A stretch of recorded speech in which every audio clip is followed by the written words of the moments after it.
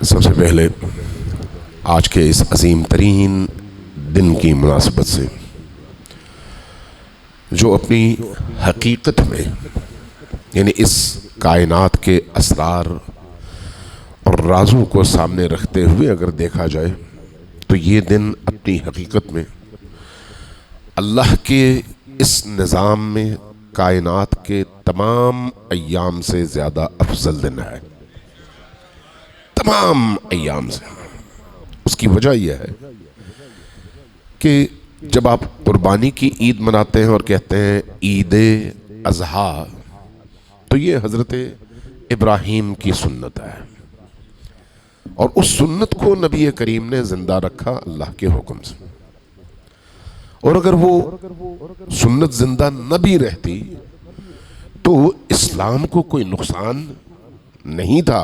ہاں، لوگوں کو اللہ سے جوڑنے کے حوالے سے، حج کے حوالے سے، ایک میدان میں جمع کرنے کے حوالے سے، اللہ کی بارگاہ میں گھروں میں رہتے ہوئے ایک بھیڑ، ایک بکرے، ایک اونٹ، ایک بیل کی قربانی کے ذریعے سے اس کے اندر ایک ایثار اور قربانی کا جذبہ پیدا کرنے کی ایک روش ہے اور راہ ہے، جس کی بنیاد پر ہم کہتے ہیں سنت ابراہیمی۔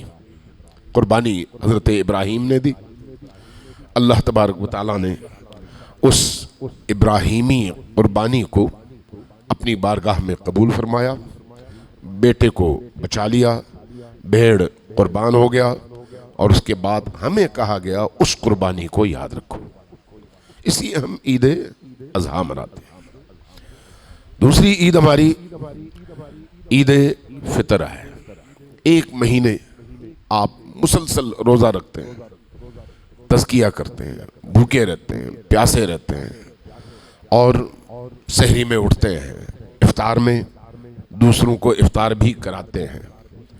اس تہذیب نفس کے عمل سے گزرنے کے بعد 30 دن کے بعد اس عبودیت اور بندگی میں کامیابی کی خوشی آپ فطر کی عید کی صورت میں مناتے ہیں اور نماز پڑھتے ہیں، پھر اپنے عزیزوں کے گھروں میں جاتے ہیں، خوشی کا دن مناتے ہیں۔ یہ بھی عید ہے، کوئی شک نہیں۔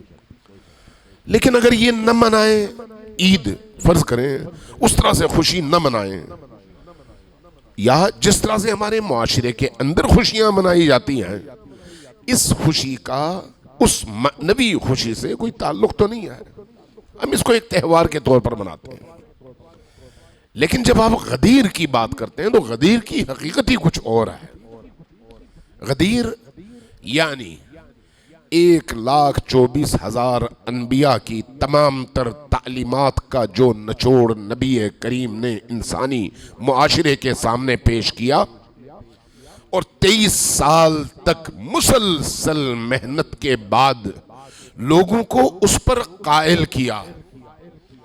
قائل کرنے کے بعد کچھ کو معاشرتی مجبوریوں کی وجہ سے، کچھ کو اپنے مفادات کی وجہ سے، کچھ کو حقیقتاً اللہ کی شناخت کی وجہ سے یہ توفیق حاصل ہوئی کہ نبی کے اس دین کو قبول کر لیں۔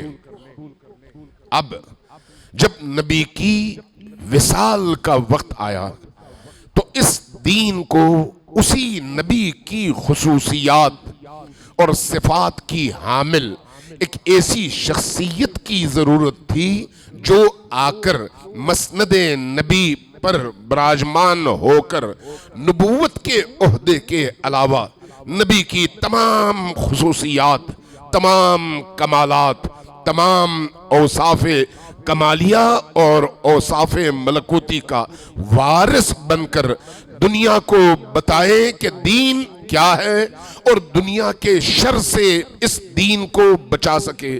اگر وہ نہ ہو تو پھر دین اگلے ہی دن ختم ہو جاتا ہے۔ لہذا دین کو نبی کی جگہ ایک ایسے وارث کی ضرورت ہے جو نبی کی غیر موجودگی میں اس دین کی اسی طرح حفاظت کرے جس طرح نبی کرتے تھے، اور اس دین کو اسی طرح بیان کرے جس طرح نبی بیان فرمایا کرتے تھے۔ تو اب اگر دیکھا جائے یہ دن نہ ہو، یہ انتقال منصب نہ ہو، یہ اعلان ولایت نہ ہو تو دین دفن ہو جاتا ہے۔ لہذا غدیر دین کی نئی زندگی کا نام ہے۔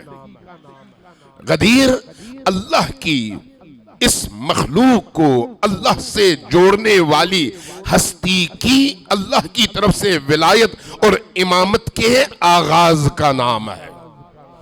لہذا یہ دن وہ ہے جو پورے اسلام کی حیات کا ضامن ہے، اسلام کی حیات کا ضامن۔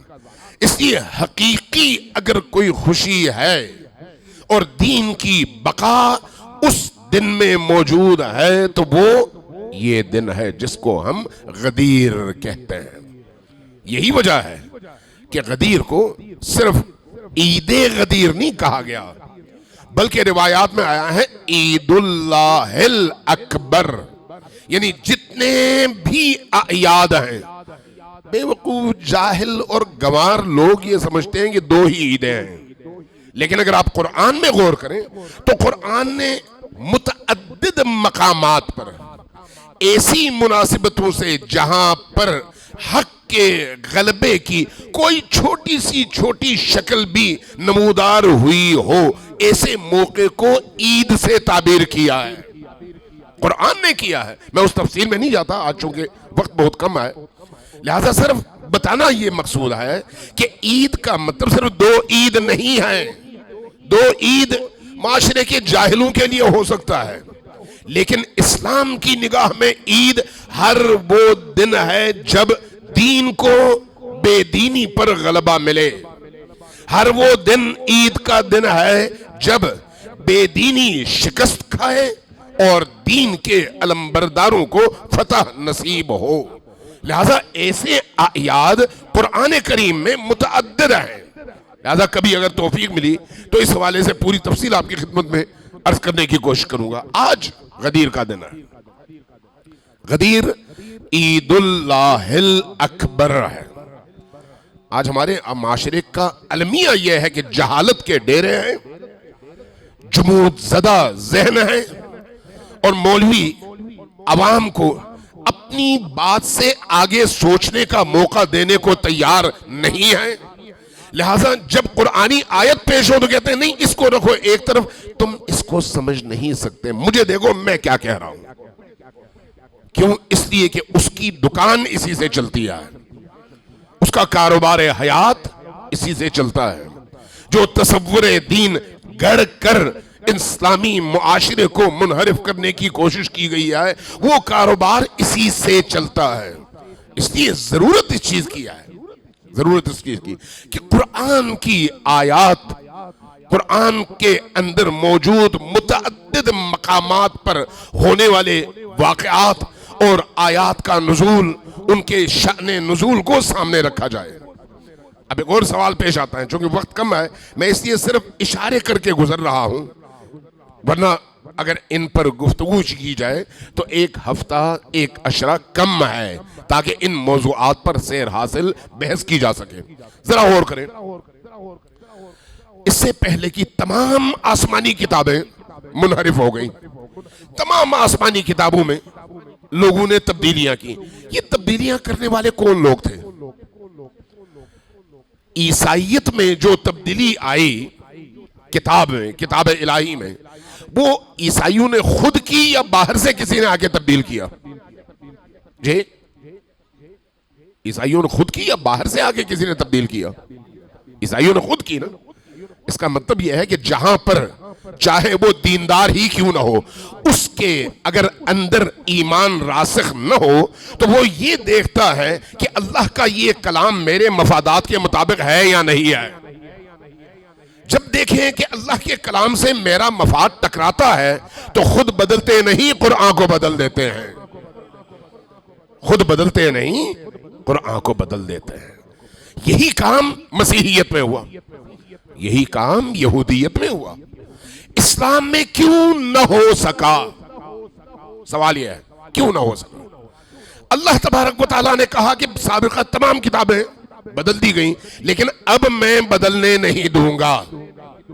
اللہ نے خود کہا نا کہ انا نحنو نزلنا الذکر و انا لہو لحافظون، ہم نے اس کو نازل کیا ہے، ہم ہی اس کی حفاظت کریں گے۔ کیسے حفاظت کریں گے؟ یہ ہے سب سے بڑا سوال۔ گزشتہ امتوں میں الہی کتابوں میں تبدیلیاں لانے والے انہی امت کے مولوی حضرات تھے۔ جاہل یہ کام نہیں کر سکتا، وہی کرتا ہے جو اس کا ٹھیکیدار ہوتا ہے۔ اللہ تبارک و تعالیٰ نے قرآن کریم کو محفوظ رکھنے کا اعلان فرمایا۔ یہ جو اعلان ہے، یہ اعلان کیسا ہے کہ اگر کوئی اس کو تبدیل کرنا چاہے تو وہ تبدیل کر سکتا ہے یا نہیں؟ کوئی جلانا چاہے جلا سکتا ہے یا نہیں؟ کوئی بے حرمتی کرنا چاہے بے حرمتی کر سکتا ہے یا نہیں؟ آپ دیکھ رہے ہیں انگریز آتے ہیں، کرسچینٹی کے اندر بہت سارے لوگ اٹھتے ہیں، بعض دہریے اٹھتے ہیں، بعض دنیا پرست اور شکم پرست لوگ اٹھتے ہیں، کبھی قرآن کی بے حرمتی کرتے ہیں، کبھی آیات کو جلا دیتے ہیں، کبھی خبریں آتی ہیں کہ اتنی آیات اڑا دی گئیں اور ایک نیا قرآن بنا دیا گیا۔ آپ لوگ عام طور پر اس طرح کی خبریں سنتے رہتے ہیں، لیکن اس کے باوجود پوری تاریخ گزر گئی 1400 سالوں کی، قرآن کریم کا دوسرا نسخہ پنپ نہیں سکا۔ وہی قرآن ہے جو نبی کے دور میں تھا، وہی قرآن ہے جو آج بھی موجود ہے۔ وہ کون سا ایسا ہنر ہے جس نے اس قرآن کو محفوظ رکھا ہے؟ سوال یہ ہے، اگر اس سوال کا جواب مل جائے نا تو پھر یقین جانیے ساری ذہنی الجھنیں دور ہو جاتی ہیں، سارے ذہنی خلفشار کا خاتمہ ہو جاتا ہے۔ پہلے کے زمانے میں جب آیات نازل ہوتی تھی، واضح کلیئر کٹ 2 + 2 4 کی طرح سے اس طرح سے احکام کو وہ آیتیں بیان کرتی کہ پڑھنے والے کو فوراً محسوس ہو جاتا کہ اس آیت کا مطلب کیا ہے۔ لہٰذا جہاں مفاد میں ہوتا قبول کر لیتے، جہاں مفاد میں نہ ہوتا اس نبی کے گزر جانے کے بعد آہستہ آہستہ اپنے مفادات کے مطابق آیتوں کا اضافہ اور اپنے مفادات کے مطابق آیتوں کی کمی، یہ سلسلہ جاری رہا۔ اسلام میں بھی ایسا ہی تھا۔ کیسے میں کہہ رہا ہوں اسلام میں ایسا تھا؟ ذرا سوچئے، تھوڑا سا ماضی میں جائیے۔ اس وقت عالم اسلام میں 2 بڑی کتابیں ہیں، ایک صحیح بخاری اور ایک صحیح مسلم۔ کسی اور سے نہ پوچھئے، جا کے خود امام بخاری سے پوچھئے، خود امام مسلم سے پوچھئے۔ امام بخاری اور امام مسلم سے پوچھئے کہ آپ کو ان احادیث کی کتابوں کو جمع کرتے ہوئے کیا مشکلات پیش آئیں؟ امام بخاری مقدمے میں لکھتے ہیں، امام مسلم مقدمے میں لکھتے ہیں، کہتے ہیں جب میں نے اس حدیث کی کتاب کو مدون کرنا چاہا تو میں نے سمرقند سے بخارا تک، مکہ سے بغداد تک ہر علاقے کا سفر کیا اور احادیث جمع کی۔ جب میں نے احادیث جمع کی تو مجھے بعض لوگوں نے لکھا ہے 5 لاکھ، بعض نے کہا 4 لاکھ، امام مسلم نے بھی کہا 4 لاکھ، بخاری نے بھی کہا 4 لاکھ روایتیں ملی، احادیث ملی، زیادہ تھی۔ میں نے ان کو جمع کیا اور ان کو جمع کرنے کے بعد جب ان کی میں نے جانچ پڑتال شروع کر دی تو دیکھا ساری کی ساری جھوٹی حدیثیں ہیں، ساری کی ساری۔ ان 4 لاکھ جھوٹی احادیث میں سے سچی حدیث اور درست حدیث کے جو معیارات امام بخاری نے بنائے، ان معیارات کے تحت تقریباً 5000 احادیث کا انتخاب امام بخاری نے کیا۔ باقی 3,95,000 حدیثیں جھوٹی تھی۔ یہ جھوٹی حدیثیں کسی یہودی نے بنائی تھی؟ یہ جھوٹی حدیثیں کسی عیسائی نے بنائی تھی؟ نہیں۔ کس نے بنائی تھی؟ مسلمانوں نے۔ تو جو لوگ مسلمان کے شکل میں حدیث کی فیکٹریاں بنا سکتے ہیں، وہ قرآن میں کیوں تبدیلی نہیں کر سکتے؟ چونکہ حدیث اسی قرآن کی تشریح ہے۔ اس لیے یہ بات یاد رکھیے۔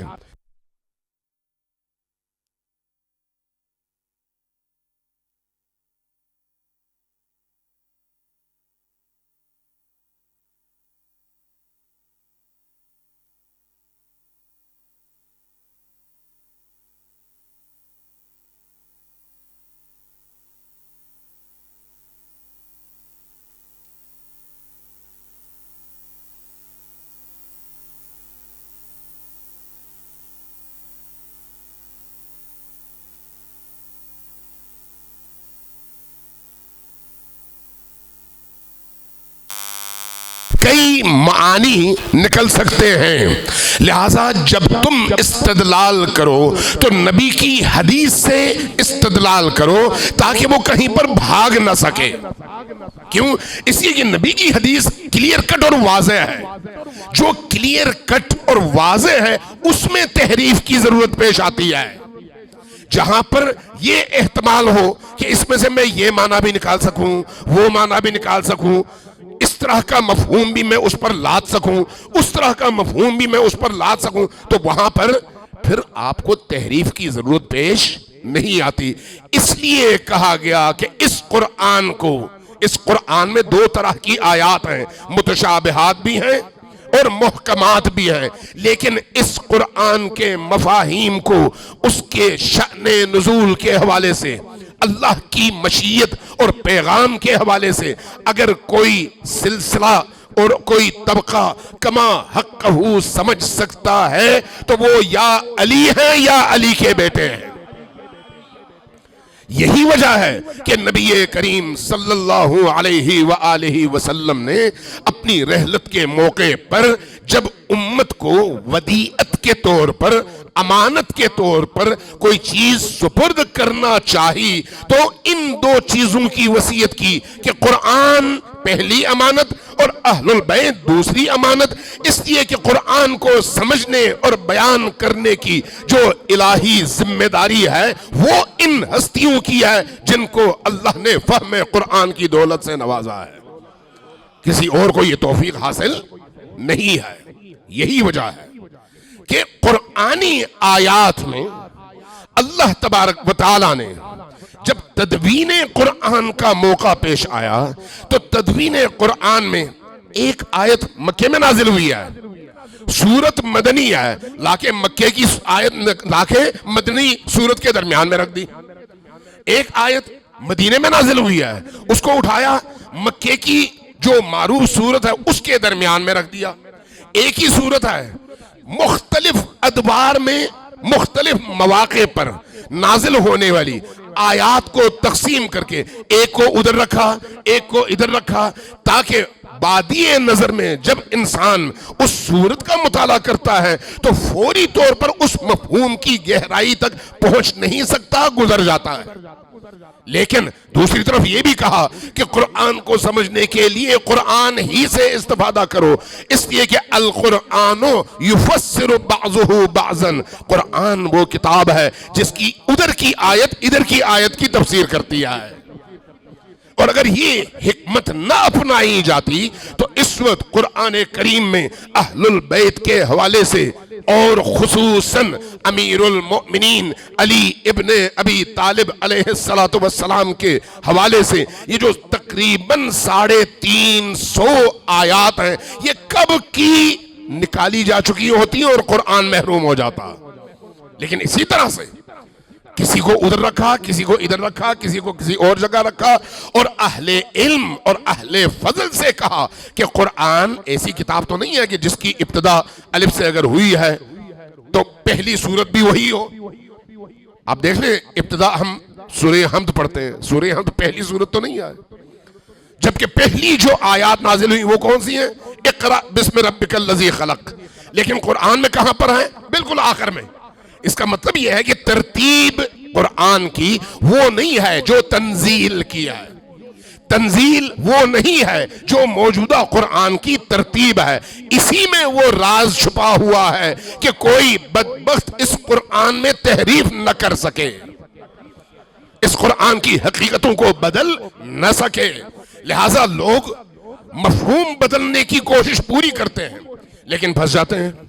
مفہوم بدلنے کی کوشش ضرور کرتے ہیں، اس لیے ترجمے میں آپ کو اختلاف ملے گا، تفسیر میں آپ کو اختلاف ملے گا، آیات کے شان نزول اور ان کے مصادیق میں آپ کو اختلاف ملے گا.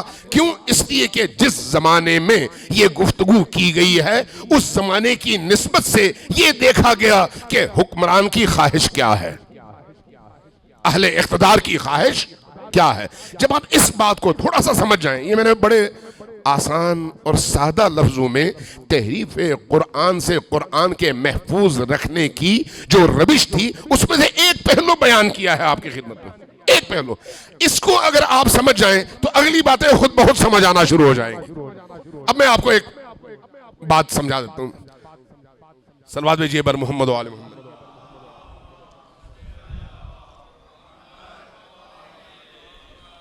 آپ سمجھتے ہیں آج صرف خوشیاں منانے اور صرف نعرے لگانے کا دن نہیں ہے، بلکہ غدیر کو قرآن کی روشنی میں سمجھنے اور اپنے دل میں اتارنے کا دن بھی ہے نا ایسے؟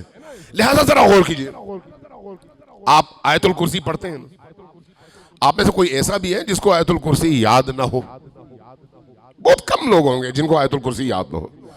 آپ آیت الکرسی میں ایک آیت پڑھتے ہیں، ایک جملہ، اللہ ولی الذین آمنوا، اللہ ولی الذین آمنوا، معنی بھی سب کو یاد ہے، اللہ ولی ہے ان کا جو ایمان لاتے ہیں، اللہ ولی قرار پاتا ہے ان کا جو ایمان کے دائرے میں داخل ہو جاتے ہیں۔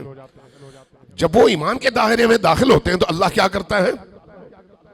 اللہ ولی الذین آمنوا کیا کرتا ہے؟ یخرجہم، ان کو نکالتا ہے، یخرجہم، ان کو نکالتا ہے، کہاں سے نکالتا ہے؟ من الظلمات، ظلمت سے۔ ظلمت کیا ہے؟ اسلام سے پہلے کی ان کی زندگی، بت پرستی، شرک، کفر، نجاستیں، وہ ساری کی ساری ظلمت ہے، وہ ساری کی ساری تاریکی ہے۔ اس تاریکی اور ظلمت سے اللہ ان کو نکالتا ہے۔ کیوں نکالتا ہے؟ اس لیے کہ اللہ ان کا ولی ہے، اللہ ان کا ولی ہے۔ جب اللہ کسی کا ولی بن جائے تو یہ کام کرتا ہے، یہی کام نبی کرتے ہیں۔ اس لیے اللہ نے کہا جس کا میں ولی ہوں اس کو نبی کو بھی ولی ماننا پڑے گا۔ اس لیے جس نے نبی کو مانا اس کے لیے ضروری ہے کہ علی کو بھی اپنا ولی مانے، چونکہ وہی کام جو اللہ کرتا ہے، وہی کام جو نبی کرتا ہے، وہی کام علی بھی کرتے ہیں۔ اس لیے انما ولیکم اللہ کی تفسیر آپ دیکھیں، میں اس تفسیر میں نہیں جاتا، اسی آیت پہ ذرا رکیں، ایک خاص نقطہ عرض کرنا چاہ رہا ہوں۔ اللہ ولی الذین آمنوا یخرجہم من الظلمات الی النور، ظلمات سے، تاریکیوں سے، کفر سے، نجاست سے ایمان لانے والے کو اللہ نکالتا ہے۔ کیوں نکالتا ہے؟ اس لیے کہ اللہ ان کا ولی بن جاتا ہے۔ ٹھیک ہے، اب اگلی آیت کیا ہے؟ ذرا آپ سنائیں نا، اگلی آیت کیا ہے؟ والذین کفروا، آیت الکرسی یاد نہیں آپ کو؟ والذین کفروا، جن لوگوں نے کفر کیا، جن لوگوں نے کفر کیا۔ یہ کفر کرنے والے کون لوگ ہیں؟ اور ان کفر کرنے والوں کا حکم قرآن نے اس آیت میں کیا بیان کیا ہے؟ والذین کفروا اولیاؤہم الطاغوت، ان کا ایک ولی نہیں ہوتا، ان کے پھر سینکڑوں ولی ہوتے ہیں، چھوٹے چھوٹے ولی، بڑے بڑے ولی، سب سے بڑے ولی، لیکن سارے کے سارے ولی یا انسانی شکل میں یا غیر انسانی شکل میں طاغوت ہیں اور بت ہیں۔ بعض اوقات انسان کسی اللہ کے دشمن کو اپنا ولی بناتا ہے، اور وہ ولی اللہ کے مقابلے میں چونکہ کھڑا ہے اس لیے وہ ولی نہیں ہے، وہ طاغوت ہے۔ قرآن یہی کہتا ہے والذین کفروا، اور جن لوگوں نے کفر کیا ان کا ولی کون ہے؟ اولیاءہم، ولی نہیں اس کے اولیاء ہیں، اولیاء ولی کی جمع ہے، اس کے کئی ولی ہیں۔ وہ سارے ولی کیا ہیں؟ الطاغوت، سارے کے سارے طاغوت ہیں۔ طاغوت کس کے لیے استعمال ہوتا ہے؟ ہر اس طاقت کے لیے جو اللہ کے مقابلے میں کھڑا ہو جائے۔ جو قرآن کو نہ مانے وہ طاغوت ہے، جو رسول کو نہ مانے وہ طاغوت ہے، جو علی کو نہ مانے وہ طاغوت ہے، جو اللہ محمد علی کی ولایت کو نہ مانے اور اس کے مقابلے میں اپنی ولایت کا اعلان کرے طاغوت ہے۔ اس لیے طاغوت ہر وہ قوت جو اللہ کے مقابلے میں کھڑا ہو جائے۔ قرآن کیا کہتا ہے؟ والذین کفروا اولیاؤہم الطاغوت، جنہوں نے کفر کیا ان کے اولیاء ایک ولی نہیں ہے، ادھر ایک ہی ولی ہے، محمد صلی اللہ علیہ وآلہ وسلم بھی، اور علی امیر المؤمنین علیہ السلام بھی اسی اللہ کی ولایت میں داخل، مستقل نہیں آئے، داخل ہیں۔ لہٰذا اللہ کی ولایت یعنی ان کی ولایت، ان کی ولایت یعنی اللہ کی ولایت، اس لیے ایک ہی ولایت ہے۔ یہاں پر والذین کفروا اولیاؤہم الطاغوت، جنہوں نے کفر کیا وہ طاغوت کی ولایت میں چلے گئے، اور اس کے کئی طاغوتی ولی ہیں۔ اب یہ طاغوتی ولی کیا کرتے ہیں؟ طاغوتی ولی کیا کرتے ہیں؟ آگے آیت کیا کہتی ہے؟ یخرجونہم، انہیں یہ طاغوت نکالتے ہیں کہاں سے؟ من النور، نور سے، الی الظلمات، اور ظلمتوں میں پھینک دیتے ہیں۔ اللہ کیا کرتا تھا؟ اللہ ظلمتوں سے نکالتا تھا، نور میں داخل کرتا تھا۔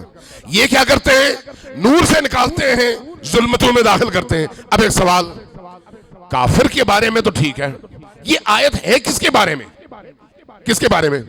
آپ کسی بھی عام مسلمان سے پوچھتے ہیں جو قرآن کی اس قرآن کو کھولے اور پڑھے، کہے گا یہ جو پہلا حصہ ہے یہ اللہ کے بارے میں ہے، دوسرا حصہ کفار کے بارے میں اور کفار جن کو مانتے ہیں ان کے بارے میں۔ یہی کہے گا نا، یہی کہے گا یا نہیں؟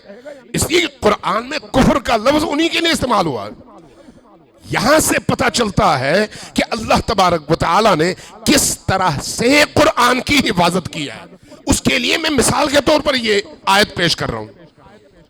اب آپ جب دیکھتے ہیں کہ اگلا حصہ کافروں کے حوالے سے ہے تو پھر ایک سوال اٹھتا ہے، اہل ایمان تو ایمان لانے سے پہلے ظلمتوں میں تھے، کافر تھے، لہذا ان کے لیے تو بات بنتی ہے کہ اللہ ولی ہونے کی حیثیت سے ان کو کفر کی ظلمتوں سے نکالتا ہے اور اپنی ولایت کی نورانیت میں داخل کرتا ہے۔ لیکن یہ جو کافر تھے ان کو اس کے اولیاء، کافر کے اولیاء، کافر کے سربراہان، کافر کے موالی، وہ اس کو نور سے کیسے نکالتے ہیں؟ کافر نور میں کب ہوتا ہے؟ کافر کبھی نور میں ہوتا ہے؟ نہیں۔ آیت کیا کہتی ہے؟ جس نے اللہ کی ولایت کو چھوڑ کر کافر کی ولایت کو قبول کر لیا، وہ کافر اور اس طرح کے کفار اس کو نور سے نکالتے ہیں، ظلمت میں پھینکتے ہیں۔ تو پھر اس کا مطلب یہ ہے کہ یہ کافر وہ تو نہیں ہے جو بت پرست تھا۔ اگر بت پرست ہوتا تو وہ تو کبھی بھی نور میں نہ ہوتا۔ تو اس کا مطلب ہے کوئی نور ہے، اگر نور ہے اور یہ کافر اس نور میں تھا تو اس کا مطلب ہے یہ کافر وہ نہیں ہے جو بت پرست تھا، یہ وہ کافر ہے جو بت پرستی سے اللہ کی توحید میں داخل ہوا، نور میں داخل ہوا، لیکن جب محمد و علی کی ولایت کا انکار کر بیٹھا تو کافر ہو گیا۔ اب اس کافر کو اس نور سے اس کے جو حاکم ہیں وہ اٹھاتے ہیں اور کفر کی وادیوں میں پھینک دیتے ہیں۔ اب دیکھیے قرآن نے کس طرح سے بیان کیا ہے، لیکن اس کے لیے پھر آپ کو اس کی باریکیوں میں جانا پڑتا ہے۔ میں نے کئی بڑے بڑے نامور مولانا حضرات سے یہ پوچھا، اچھا بھائی یہ بتائیں کہ اس آیت کا مطلب کیا ہے؟ سوچنے لگے، کہا آپ بتائیں۔ میں نے کہا نہیں، میں نہیں بتاؤں گا، آپ لوگ بہت زیادہ دعوے دار ہیں، آپ ذرا غور کریں اور بتائیں۔ جواب کوئی نہیں دے سکا۔ اللہ نے اپنے قرآن کی حفاظت اس طرح سے کی ہے، اسی طرح سے آپ آیت تطہیر دیکھ لیں۔ آیت تطہیر جہاں پر ہے اس سے پہلے ازواج کا تذکرہ، اس کے بعد ازواج کا تذکرہ، درمیان میں اہل البیت کا تذکرہ۔ اب جنہوں نے جس طرح کا عقیدہ بنایا اس کے مطابق وہ کہتے ہیں یہ تو ازواج کے بارے میں ہے، علی اور آل علی کو تو بعد میں شامل کیا گیا ہے۔ اللہ نے اسی طرح سے آیات کو محفوظ رکھا تاکہ آیات انہی کے دلوں تک پہنچیں جن کے دل ان آیات کی قبولیت کے لیے آمادہ ہیں۔ جن کا دل ہی کالا ہے اس میں یہ آیتیں اس حقیقت کے ساتھ جاگزی ہو ہی نہیں سکتی۔ اس لیے حفظ قرآن اہم نہیں ہے، فہم قرآن اہم ہے۔ حفظ قرآن نجات نہیں دلاتا، فہم قرآن نجات دلاتا ہے۔ حفظ قرآن لفظوں کے رٹنے کا نام ہے، فہم قرآن قرآن کو روح میں اتارنے کا نام ہے، اور اسی روح میں قرآن اترتا ہے جو روح پاکیزہ اور نورانی ہوتی ہے۔ صلوات بھیجئے بر محمد و آل محمد۔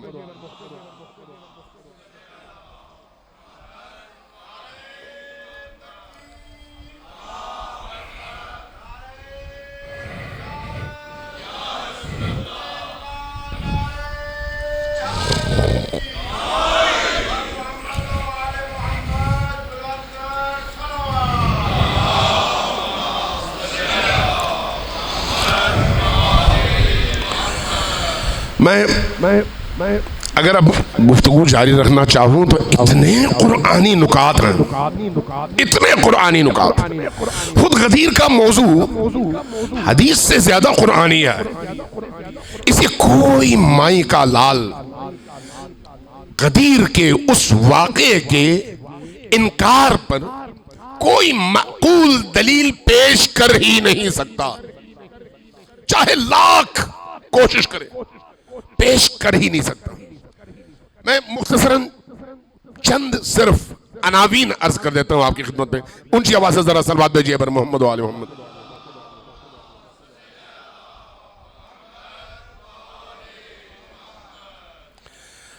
پہلے ایک آیت آپ کی خدمت میں پیش کر دوں. قرآن کریم میں یہ سورہ مائدہ کی آیت ہے. اللہ تبارک و تعالیٰ کی حکمت دیکھیں. حرمت علیکم المیتہ. میں ترجمہ نہیں کرتا، ترجمہ کروں گا تو پھر بہت دور چلی جائے گی. والدم ولحم الخنزیر. اللہ نے تم پر یہ چیزیں حرام کر دی ہیں. کون سی چیزیں ہیں؟ خون ہے، خنزیر کا گوشت ہے، جو جانور اللہ کے نام کے بغیر ذبح کیا جائے وہ جانور ہے، اور اسی طرح سے جس جانور کو حیوان، وحشی حیوان کھا جائیں وہ چیزیں. یہ ساری کی ساری چیزیں ایک پوری تفصیل ہے. اللہ نے تم پر یہ ساری چیزیں حرام کر دی ہیں. اور اس کے بعد اچانک ایک آیت شروع ہوتی ہے. الیوم یئس الذین کفروا من دینکم. آج وہ لوگ جنہوں نے کفر کیا وہ تمہارے دین سے مایوس ہو گئے. ان پر مایوسی کی دبیز چادر پڑ گئی. اب ان کے اندر مستقبل کے حوالے سے امید کی کرن باقی نہیں رہی. من دینکم، تمہارے دین کے حوالے سے. فلا تخشوہم، اب ان سے نہ ڈرنا، اب کچھ نہیں ہوتا. وخشونی، لیکن اب تمہیں صرف مجھ سے ڈرنا ہوگا، مجھ سے ڈرنا ہوگا. اب سوال یہ ہے کہ پیچھے یہ ساری آیتیں، کیا اگر خنزیر کا گوشت نہ کھانا اتنا بڑا واقعہ ہے، خنزیر کے گوشت کی حرمت کا حکم آنا، خون کے حرمت کا حکم آنا، غیر اللہ کے لیے ذبح شدہ جانور کے حرام ہونے کا حکم آنا، یہ اتنا بڑا واقعہ ہے کہ اس کے نتیجے میں اللہ کہے آج سارے کافر تمہارے دین سے مایوس ہو گئے. فتح مکہ بہت بڑا واقعہ تھا، اور اس وقت وہ جو جنگ ہے فتح مکہ کی، اس جنگ سے بڑا امتحان اسلام میں کوئی بڑا آیا نہیں. احزاب کوئی چھوٹی جنگ نہیں تھی، بہت بڑا واقعہ تھا. ایک ایک کر کے اگر میں تفصیل گنوانا چاہوں تو لمبی فہرست بن جائے. کسی موقع پر ایسی کوئی آیت قرآن میں نہیں اتری، یہاں پر اتری. تو اس کا کیا مطلب ہے کہ کیا یہ جو امور پہلے بیان کیے گئے یہ اتنے اہم ہیں کہ آج کفار تم سے مایوس ہو گئے؟ نہیں، اللہ نے آیت کہیں سے اٹھائی، لا کے یہاں پر رکھ دی، اور اس کے بعد کی آیات پھر پچھلی آیتوں سے جڑی ہوئی ہیں. یہ کھاؤ، یہ نہ کھاؤ، یہ کھاؤ، یہ نہ کھاؤ. کیوں؟ تاکہ لوگ عام طور پر ان نکات کی طرف متوجہ نہ ہو سکیں اور قرآن محفوظ رہے، قرآن محفوظ رہے. اب آگے دیکھیے، آگے فرمایا کہ الیوم یئس الذین کفروا من دینکم فلا تخشوہم وخشونی. اب کفار سے ڈرنے کی ضرورت نہیں ہے. اب اگر ڈر اور خوف ہے تو وہ خود سے ڈرو کہ تمہیں شیطان بہکاوے میں نہ آئے. اگر شیطان تمہیں بہکا دے تو پھر میرا عذاب تیار ہے. اس لیے تمہیں ڈرنا اب مجھ سے چاہیے. کفار کا غلبہ ختم. کیوں؟ اس لیے کہ اس وقت کے اس مدنی اور مکی معاشرے میں جس طرح کے لوگ تھے، ان میں کئی گروپس تھے. ان میں سے ایک گروپ تو واضح طور پر مشرکین کا تھا، جو کہتے تھے کہ اب ہم کیا کریں اور کہاں جائیں. ایک منافقین کا گروپ تھا، ایک کمزور ایمان کے لوگوں کا گروپ تھا.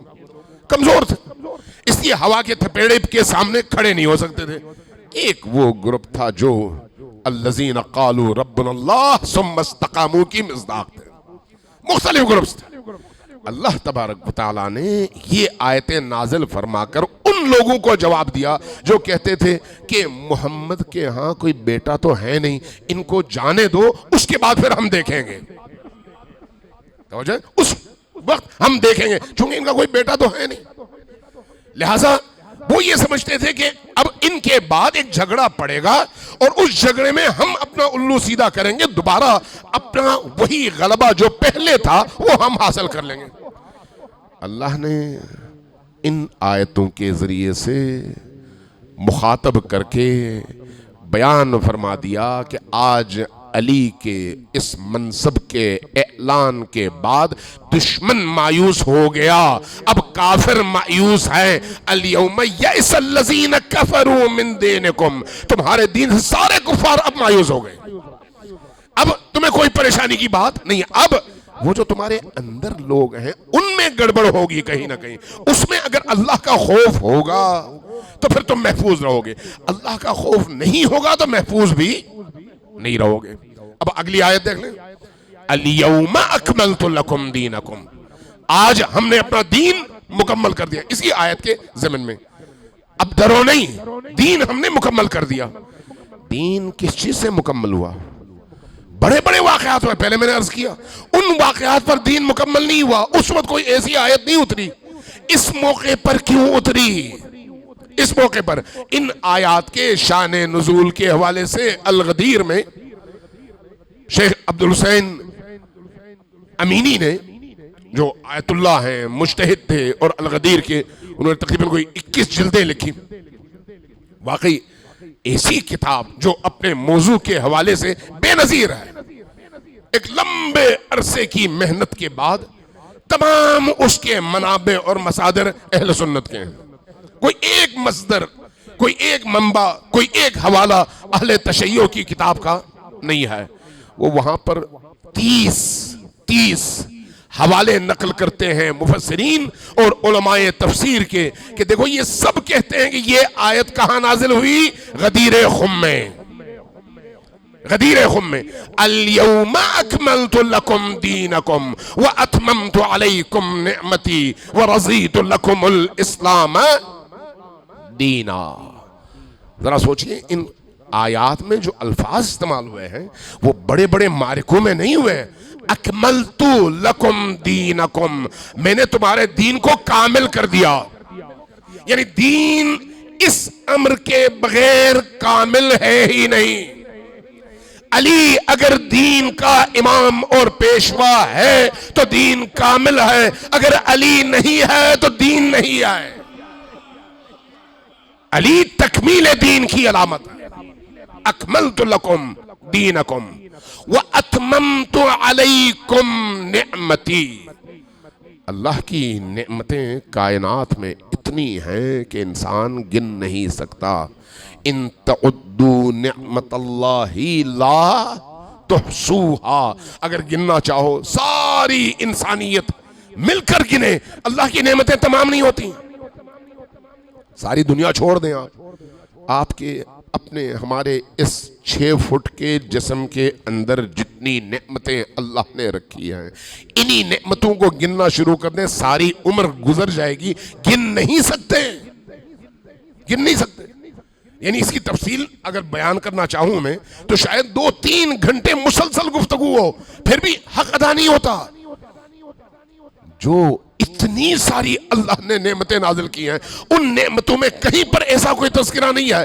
یہاں پر آگے کہتا ہے اب اگر یہ نعمت ہے تو اللہ کی ساری نعمتیں نعمت ہیں، اگر یہ نہیں ہے تو ان نعمتوں کی کوئی حیثیت نہیں ہے، چونکہ یہ نعمت وہ ہے جو تمام نعمتوں کو تمام کرتی ہے، اور وہ ہے علی کی ولایت، وہ ہے علی کی امامت، وہ ہے علی کی جانشینی۔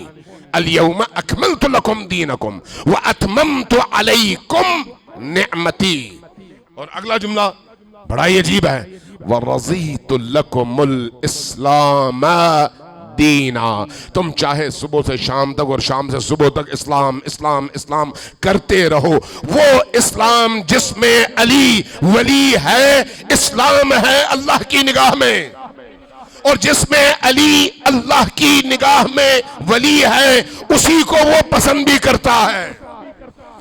اور جس اسلام میں علی ولی نہیں ہے وہ اسلام نہ اللہ کا ہے اور نہ اللہ کو پسند ہے. وَرَضِيتُ لَكُمُ الْإِسْلَامَ دِينًا. اب یہ آیت نازل ہوئی، اس کے فوراً بعد قرآن کریم کھول لیں سورہ مائدہ میں، تو اس کے فوراً بعد دوبارہ وہی بحث شروع ہو گئی جو پورے پیچھے سے چلی آ رہی تھی.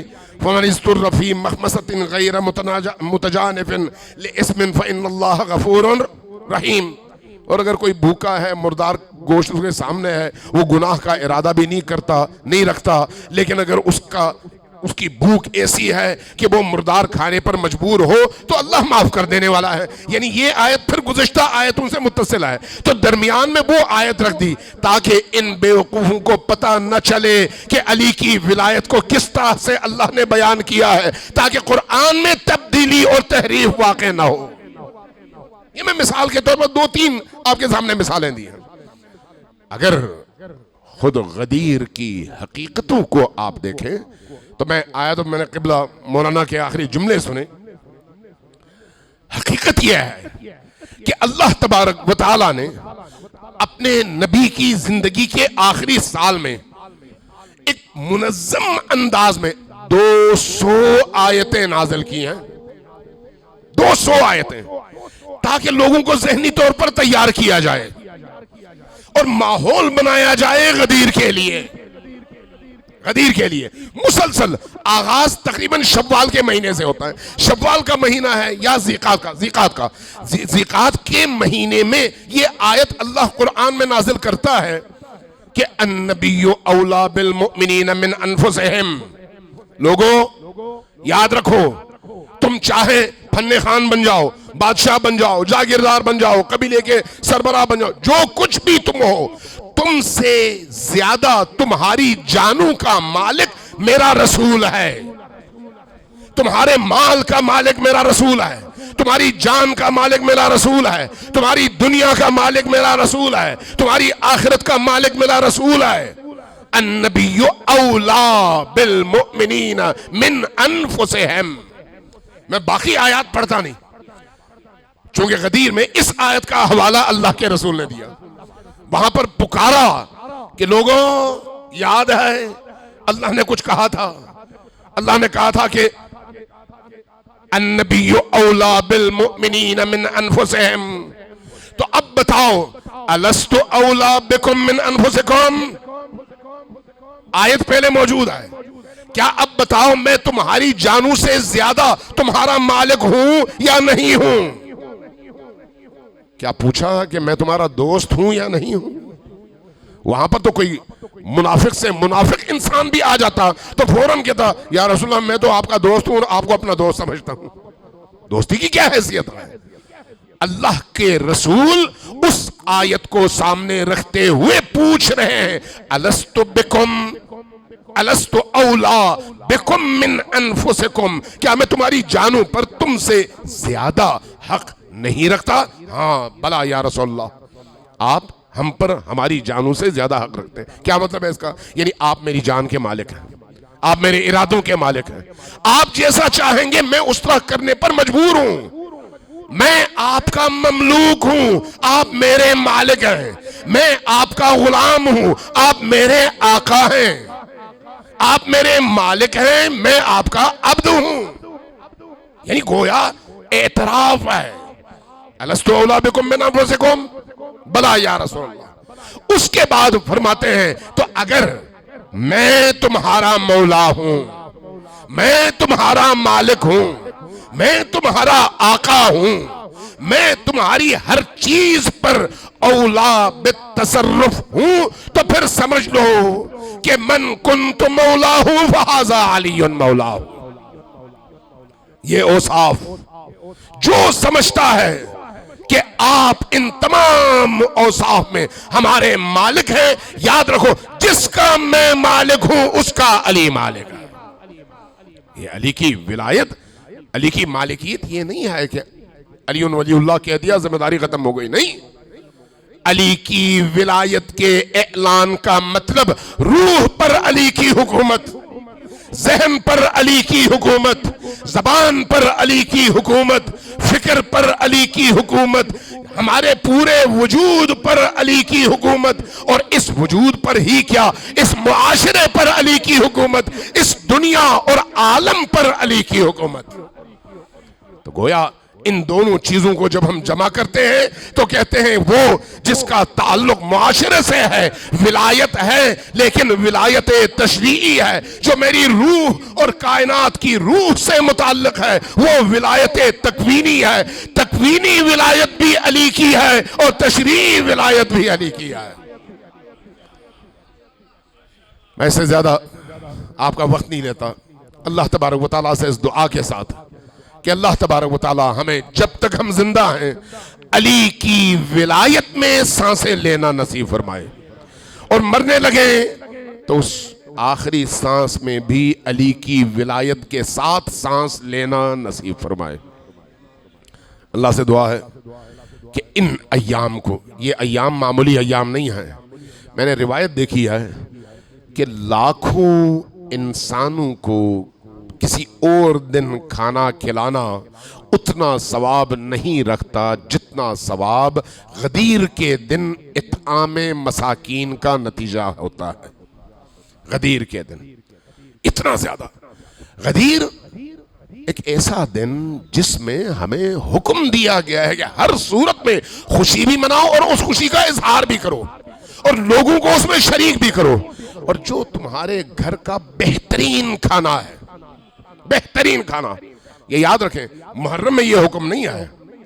محرم میں کیا ہے؟ محرم میں کچھ نہ کچھ کھلا دو، کچھ نہ کچھ سادہ کھلاؤ چونکہ غم ہے، لیکن اس کے مقابلے میں غدیر جس میں قیمتی ترین کھانا کھلاؤ، اسراف نہیں ہے، اللہ خوش ہوتا ہے، اس لیے کہ جس نے علی کے لیے اپنا قیمتی ترین کھانا کھلایا، اللہ بھی اس کو اس اور اس دونوں دنیاوں میں اپنی قیمتی ترین نعمتوں سے متنعم فرماتا ہے۔ اللہ سے دعا ہے کہ ہمیں علی والا بن کر جینا اور علی والا بن کر مرنا نصیب فرمائے۔ والسلام علیکم ورحمۃ اللہ وبرکاتہ۔